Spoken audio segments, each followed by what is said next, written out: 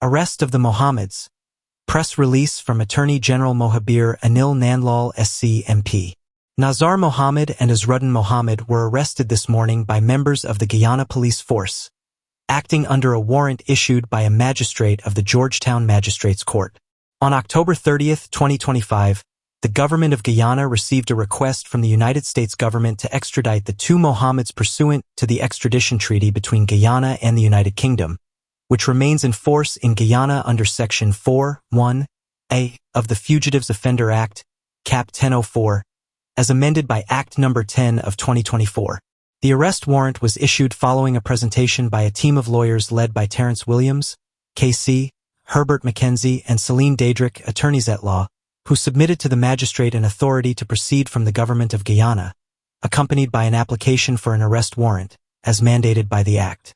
The Mohammeds are the subjects of an indictment unsealed on October 6, 2025, by a U.S. grand jury in the Southern District of Florida. They face multiple charges, including wire fraud, mail fraud, money laundering, conspiracy, aiding and abetting, and customs-related violations connected to an alleged U.S. $50 million gold export and tax evasion scheme.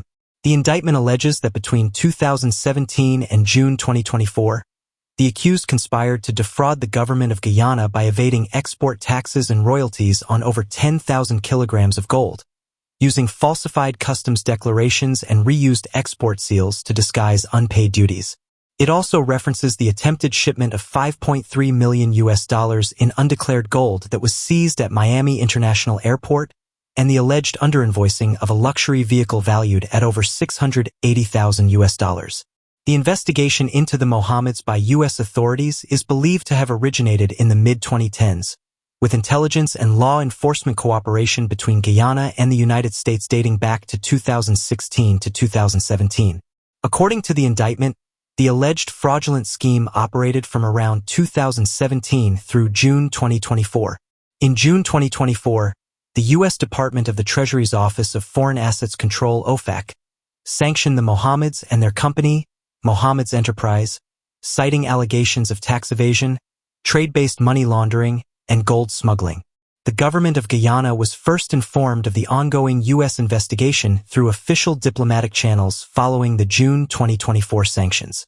Reports indicate that U.S. agencies involved in the investigation included the Drug Enforcement Administration, DEA, the Federal Bureau of Investigation, FBI, and the Department of Homeland Security, DHS. In March 2025, the government of Guyana received a comprehensive dossier of evidence from U.S. authorities pursuant to mutual legal assistance arrangements.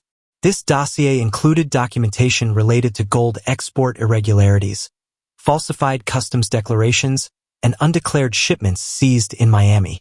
The two Mohammeds will now be processed in accordance with the extradition framework set forth in the provisions of the Fugitive Offenders Act, as amended, in compliance with the relevant provisions of the Constitution of Guyana and all other applicable laws. Arrest of the Mohammeds. Statement from Ronald J. Daniels. I hold no briefs for the Mohammeds, and I have publicly taken firm positions throughout the election season against them for the crimes they are alleged to have committed. However, I am appalled by the treatment meted out to Mr. Mohammed, just as I am when similar treatment is directed at any other person unnecessarily. Why was there a need to make such a public spectacle, guns drawn, and placing him in the tray of a police pickup? As far as I am aware, Mr. Mohammed has been presenting himself to the police upon request. He is certainly well aware of the inevitable request for his extradition, which would be accompanied by a request for his arrest. He has not fled Guyana and has consistently been in the public space on outreach activities. This spectacle was unnecessary and seems to serve a political purpose. Unless Mr. Mohammed was wanted for something beyond what is already public, what prevented the police from requesting that he submit himself into custody, as he has done before? This is a vulgar abuse of state power. We do not have to stand with someone to stand for them. We must be bold enough to condemn abuses of power, regardless of who the victim is. Otherwise, we risk becoming victims ourselves, with no one to advocate for us. Please note that this position is mine as an ordinary Guyanese citizen, and not as a representative of any profession or organization. Ronald J. Daniels. Police probe fatal collision between motorcycle and animal on Essequibo Coast. Police in Regional Division No. 2 are investigating a fatal accident that occurred on Thursday, October 30, 2025, along the Danielstown Public Road on the Essequibo Coast.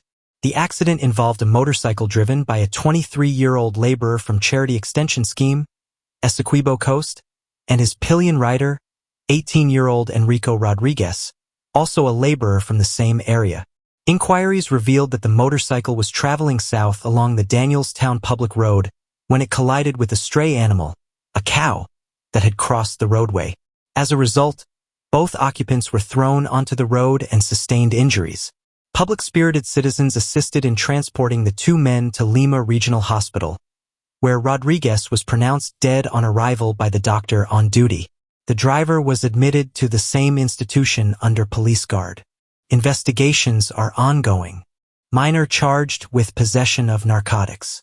Marlon Scott, a 39-year-old Guyanese male of African descent and a minor from Onderneming Sand Pit, Essequibo Coast, was charged with the offense of possession of narcotics, contrary to Section 4(1)(a)(I) of the Narcotics, Drugs, and Psychotropic Substance Control Act, Chapter 1010. The defendant appeared at the Ana Regina Magistrates Court on Thursday, October 30, 2025, before His Worship, Mr. Ravindra Mohabir, where the charge was read to him. Scott pleaded guilty and was fined $17,000, along with a requirement to complete 24 hours of community service at Citi Police Station. Fisherman charged with unlawful wounding.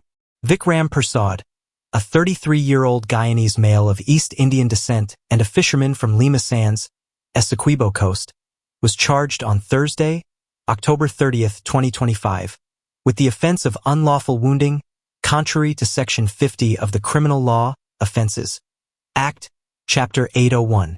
The charge pertains to an incident involving John Singh, a 33-year-old Guyanese male of East Indian descent and a security guard from Lot 06 Perth, Essequibo Coast.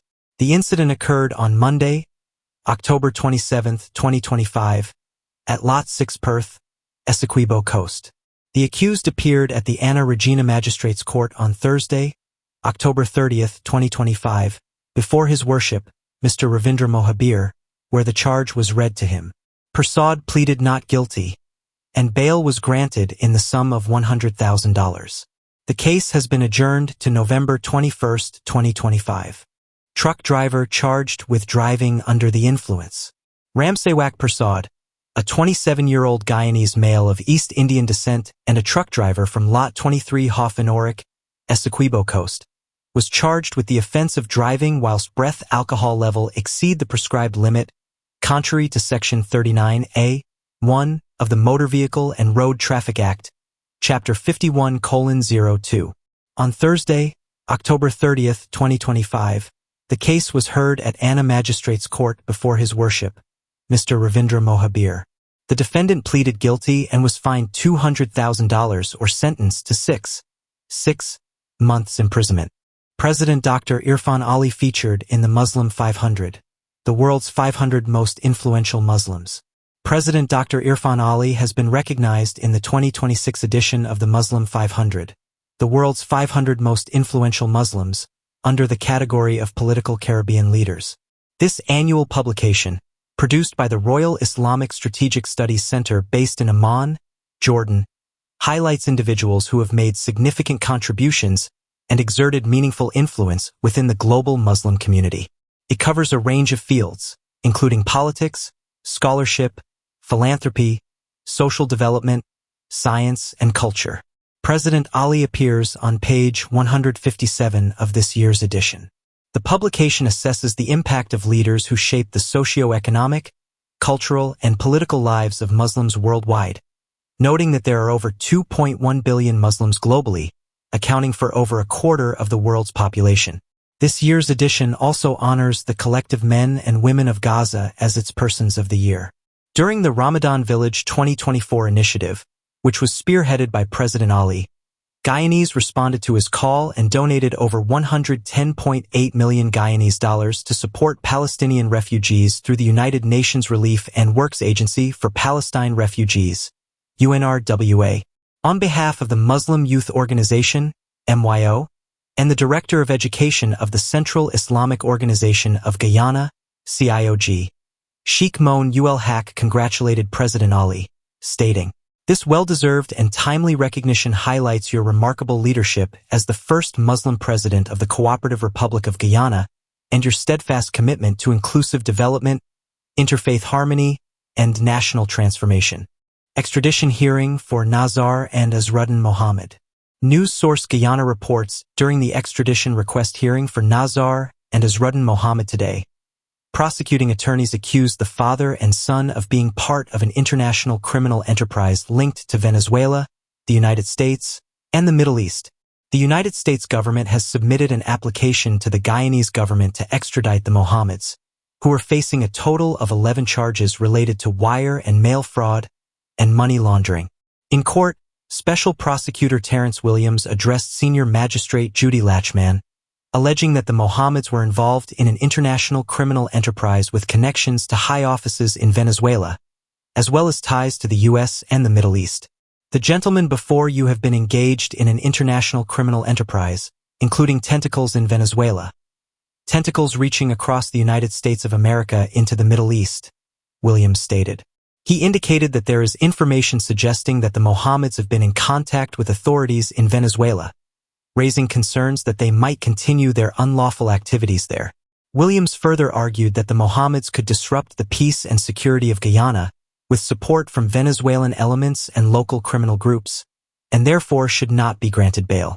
He expressed concerns about potential witness tampering regarding the crimes outlined in the U.S. extradition request. In response, the attorneys for the Mohammeds dismissed the prosecution's arguments as baseless and lacking merit. Lead attorney Cyan Durjan contended that the majority of the allegations were being presented for the first time and had not been the subject of police investigations or charges in Guyana. No charges have been laid with respect to the criminal enterprise referenced, and our clients have not even been questioned by the police in that regard, Durjan stated. He emphasized that the only entity linking the Mohammeds to Venezuela is the government of Guyana, specifically citing Vice President Barrett Jagdeo and allies of the government as the sources of these claims. Durjan argued that the case is politically motivated, intended to prevent Azruddin Mohammed from taking his seat in the National Assembly, and he refuted claims that the Mohammeds were a flight risk. He pointed out that despite their indictment in the U.S. in early October, they have remained in the country. Senior counsel Roysdale Ford also advocated for bail for the Mohammeds, stating that they have been under surveillance by the government for an extended period. He assured the court that the father and son would have no issue surrendering their passports and reporting to the police daily, even expressing willingness to be monitored more closely. After hearing the arguments, the magistrate granted bail in the sum of $150,000 each, with two conditions. The accused are required to report to the Ruimveldt police station every Friday and to lodge their passports with the court. Opposition leader Aubrey Norton declines support for judicial appointments. News source Guyana reports on his last working day as opposition leader, PNC Reform leader Aubrey Norton announced that he will not support the confirmation of a substantive chancellor and chief justice. Last Friday, President Irfan Ali reached out to the outgoing opposition leader to seek his agreement for the appointment of Justice Roxanne George as substantive chancellor of the judiciary and Justice Navindra Singh as substantive chief justice. Both have recently been appointed to act in these top judicial positions. However, Mr. Norton expressed his refusal to endorse the appointments. He stated that he has consistently supported Justice Yannette Cummings for the chancellor position and Justice Roxanne George as the substantive chief justice. Following Justice Cummings' departure on pre-retirement leave after a 2-month vacation, Norton concluded that she may have been forced out, leading him to withdraw from the process. The issue was raised with me, and I took the position that I had to hear from Justice Yannette Cummings herself that she had voluntarily agreed to go. I never managed to contact her, but I saw the president indicating that she had gone on retirement leave. That, for me, was enough to suggest that I shouldn't get involved in appointing a permanent chancellor and chief justice, Norton stated. He further clarified that even if he were open to engaging the government on the matter, he would not support Justice Navindra Singh as the next Chief Justice. Norton emphasized that there are other judges who are senior to Justice Singh and deserving of nomination. Let us assume that they had agreed and chose one of the senior judges. As I said to people, I was going to consult with Azruddin Mohammed before I made a decision, he added. Mr. Norton also indicated that he did not respond to the president's letter because he wanted to avoid any interpretation that his response signified consultation on the issue. Nazar and Azruddin Mohammed declare innocence after bail grant. News source Guyana reports, following their bail grant this afternoon in the magistrate's court amid an extradition request, father and son businessmen Nazar and Azruddin Mohammed have declared their innocence regarding the charges of mail and wire fraud related to gold export and money laundering as outlined in the recent U.S. indictment. After posting bail, the elder Mohammed expressed his belief that the allegations stem from a Reuters news article published 2 years ago, which first revealed claims of gold smuggling. He noted that one of the article's writers had been in contact with a senior official in the Guyana government. You need to find out who the senior government official is that the media was speaking to, he stated. Azruddin Mohammed expressed surprise at the manner of his arrest, describing how he was surrounded by masked, heavily armed police officers and investigators outside the GRA Smith Street office. They had Narain and Sarabo pull up with 6 or 7 vehicles with more than 20 gunmen in masks. I thought they wanted to kill me or execute me right there. I asked what was the problem because these are the same guys who follow my moves every day, the same special branch guys, he recounted. He firmly believes that the Guyana government is behind the claims that are now part of the U.S. indictment. Azruddin also mentioned that the sanctions document handed down against him last year referenced government officials being involved, and he called for those officials to be held accountable in court. I am innocent. This gold business, the exportation of gold, is not my business. It is my father's business. I am a gold miner, but they used this to hope for a sanction. All I have to say is that the government is fully behind the sanctions and has agents working in the United States who are in talks, he stated. Azruddin further accused President Ali and Vice President Jagdeo of involvement in criminality, asserting that they should stand trial alongside him. He believes that the primary objective of the charges, sanctions, and extradition request is to obstruct his political ambitions. Dwayne Thomas pleads guilty to manslaughter in death of DJ Viper. Kaider News reports, Dwayne Thomas, a 22-year-old from Lalyuni village on the Soesdijk/Linden Highway, has pleaded guilty to the manslaughter of 28-year-old Brian Pittum, known as DJ Viper. Initially indicted for murder, Thomas entered a guilty plea to the lesser charge of manslaughter when he appeared before Chief Justice, AG, Navindra Singh at the High Court. As a result of his guilty plea, Thomas, represented by attorney Madan Kissoon, is scheduled for sentencing on November 19, 2025. The circumstances surrounding the indictment were presented by State Counsel Simran Gujraj, State Counsel Christopher Belfield, and State Counsel Geneva Wills. According to the facts of the case, the incident leading to Pittum's death occurred when he attended a birthday party at a family member's home in Lalyuni. The Guyana police force reported that Pittum, a former employee of Kaider Radio, was at the party with his father-in-law, a 51-year-old truck driver. It was reported that Pittum was killed by 3 men while attempting to defend his father-in-law during an attack around 9 p.m. The police indicated that Pittum was drinking at a nearby shop when the suspects confronted his father-in-law and struck him in the face. In response, Pittum intervened, only to receive several chops to his body before the assailants fled on motorcycles. The direction of their escape remains unclear. Pittum suffered severe injuries, including the severing of his left thumb, index finger, and middle fingers, as well as a deep chop wound to the back of his neck. He was transported to the Georgetown Public Hospital Corporation, GPHC, by concerned citizens but was pronounced dead on arrival. The police have since arrested one of the suspects in connection with Pittum's murder. Minister Colin Kroll confirms regularization plan for Fitzhope.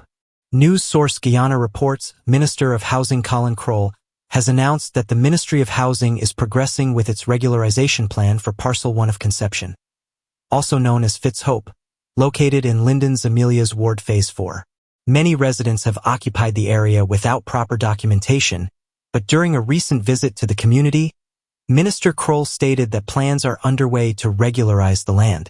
According to the housing minister, the occupation began in 2018 and 2019, with many individuals claiming to have submitted applications to the Guyana Lands and Surveys Commission for access to the land. However, he noted that these individuals were never engaged by any government agency, leading to the growth of an irregular squatter settlement. The Ministry of Housing has made progress in distributing legal documentation to residents, issuing 253 allocation letters, 119 certificates of title, and 31 transports. Minister Kroll emphasized the ministry's commitment to resolving all outstanding matters in Fitz Hope and ensuring a transparent and equitable land allocation system. The Central Housing and Planning Authority, CH&PA, first intervened in December 2020, meeting with a committee representing the settlers and committing to a structured regularization process. During the initial phase, structures were documented and numbered to establish occupancy patterns. The first recording took place in December 2020, with 53 structures documented, followed by additional documentation in March 2021 and June 2022 to ensure that all occupied lots were accounted for. In 2022, the CH&PA secured formal ownership of the land, and a complete survey of the area was conducted from August 1st to August 31st, 2023. The final plan outlines 747 lots across 2 sections, including a designated regularization area with 431 lots. In Fitz Hope, persons moved onto lands that were already allocated. We are committed to clearing the backlog and ending irregular settlement. We are collaborating with Lands, Survey, and NISL to ensure that every citizen in Linden who needs a lot can access one through the correct process, Minister Kroll stated. We have strengthened our monitoring mechanisms, particularly within the enforcement unit at the Linden office, to prevent further irregular occupation. Our goal is fairness and order, he added. The minister reaffirmed that the housing program in Region 10 will continue to expand, ensuring that families are facilitated through proper channels and that communities are developed in a structured and sustainable manner. Online bank account opening launches in Guyana. Starting tomorrow, November 1st, Guyanese will have the ability to open bank accounts online, as announced by Finance Minister Dr. Ashni Singh. This new feature will be available at 4 commercial banks in the country: the Guyana Bank for Trade and Industry, GBTI, Demerara Bank Limited, DBL, Republic Bank Limited, and Scotiabank. The governor has issued guidelines just a few days ago, further simplifying the arrangements for opening bank accounts. I'm delighted to say on behalf of the banking industry that as of November 1st, for commercial banks in Guyana will have the technology in place for you to be able to open a bank account without stepping foot in the bank, Dr. Singh stated at an event on Thursday evening. The government has been collaborating with banks to modernize operations, expand access, and align Guyana's financial system with its growing global stature. In an invited comment, Governor of the Bank of Guyana Dr. Gobind Ganga described this development as significant for the local banking sector. This is part of our effort to ensure there is financial inclusion, make it easier for people to get into the banking system, he noted. President Dr. Irfan Ali has emphasized that the government will implement measures to encourage more citizens to open bank accounts, stating, "We have to be able, in the shortest time frame, to ensure every Guyanese has a bank account." Citi announces plans for representative office in Guyana. Citi has announced its intention to establish a representative office in Guyana, pending regulatory approval from the Bank of Guyana. This strategic initiative is motivated by Guyana's rapid economic growth, particularly in infrastructure and export financing, as well as its increasingly attractive investment climate. With a strong presence in over 90 countries and jurisdictions worldwide, Citi aims to leverage its extensive scale and expertise to make a significant contribution to the Guyanese economy. The opening of a representative office in Guyana will enable Citi to assist its clients and partners in accessing global markets while supporting the growth, development, and financial infrastructure of the country. We are very excited about the prospect of establishing a presence through a representative office in Guyana, said Pablo Del Valle, Citi's head for Central America and Caribbean. Guyana's growth trajectory and vibrant investment landscape present a compelling opportunity for Citi and further complement our unmatched global network. We are committed to working closely with the Bank of Guyana and other stakeholders to build strong and lasting relationships. Shamirika Gibson pleads guilty to manslaughter in 2022 death of Carol Davidson. Big Smith News Watch reports a 23-year-old woman, Shamirika Gibson, appeared before Acting Chief Justice Navindra Singh at the High Court in Demerara, where she pleaded guilty to the lesser charge of manslaughter in connection with the 2022 death of Carol Davidson. Gibson, formerly of Northeast La Penitence Squatting Area, Georgetown, was initially indicted for murder, but opted to plead guilty to the reduced charge after a statement of agreed facts was presented to the court. She is represented by attorney-at-law Madan Kissoon, while the prosecution team consists of State Counsel Simran Gujraj, Christopher Belfield, and Geneva Wills.